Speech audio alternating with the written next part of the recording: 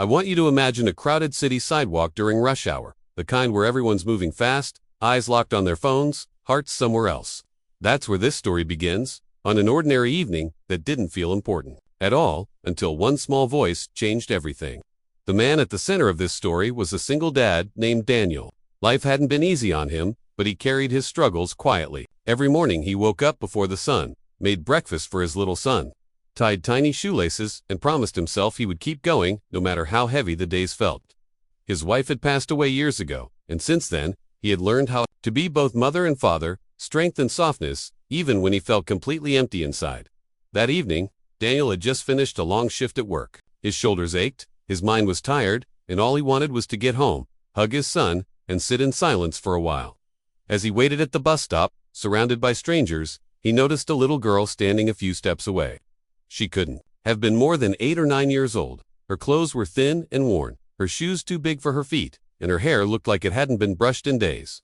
She held a small plastic bag with a few scraps of bread inside, gripping it like it was something precious. At first, Daniel didn't think much of it. In this city, you see many faces, many stories, and most people learn not to look too closely.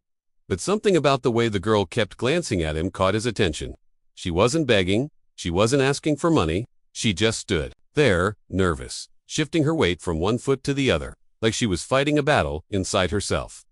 The bus was late, and the silence between arrivals felt heavy. Then, suddenly, the girl took a small step forward. Her voice was barely louder than a whisper, but it cut through the noise of the street. She looked up at Daniel with eyes that were too old for her age and said, "Can you give me a hug, please?" Time seemed to stop. Daniel felt his chest tighten. No one had ever asked him that before, especially not a stranger, especially not a child. His first reaction wasn't kindness, but confusion and fear. Questions rushed through his mind. Why? Was she alone? Where were her parents? What if someone misunderstood the situation? What if this simple moment turned into trouble? He glanced around, noticing people nearby, all pretending not to hear, not to see. For a few seconds, he said nothing. The girl's eyes dropped to the ground. She nodded slightly, like she had already expected rejection. "It's okay," she said softly. I haven't had one in a long time." Those words hit Daniel harder than anything else. That day, he thought about his son waiting at home, about how every night his child fell asleep in his arms, feeling safe and loved. He thought about how he himself hadn't had a real hug since his wife died, how loneliness can slowly make a person forget what warmth feels like.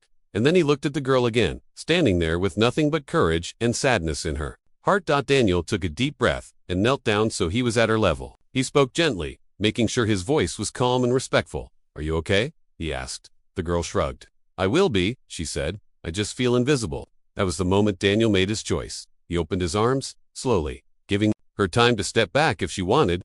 For a second, she didn't move.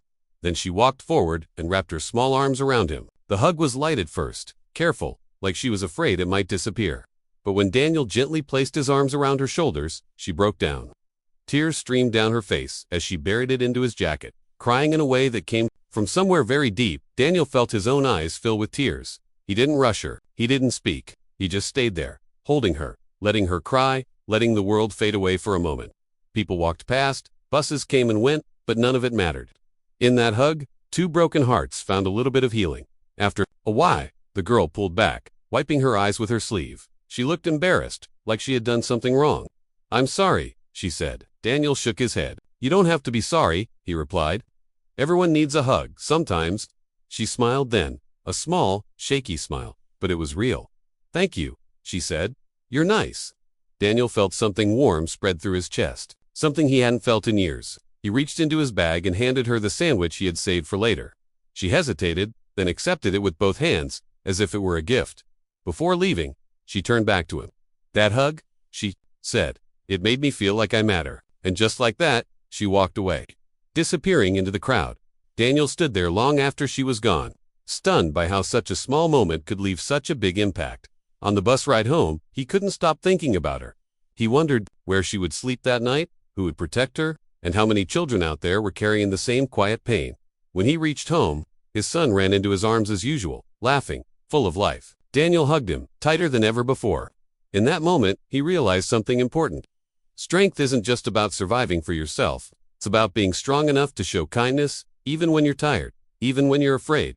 That night, as his son slept, Daniel lay awake thinking about the girl's words, about feeling invisible, about how many people around us are silently begging not for money, not for attention, but for connection. He promised himself that he wouldn't look away anymore, that if he ever had the chance to make someone feel seen, even for a second, he would take it. Somewhere in the city, a poor little girl fell asleep with a full heart for the first time in a long while, carrying the memory of a simple hug that reminded her she wasn't alone.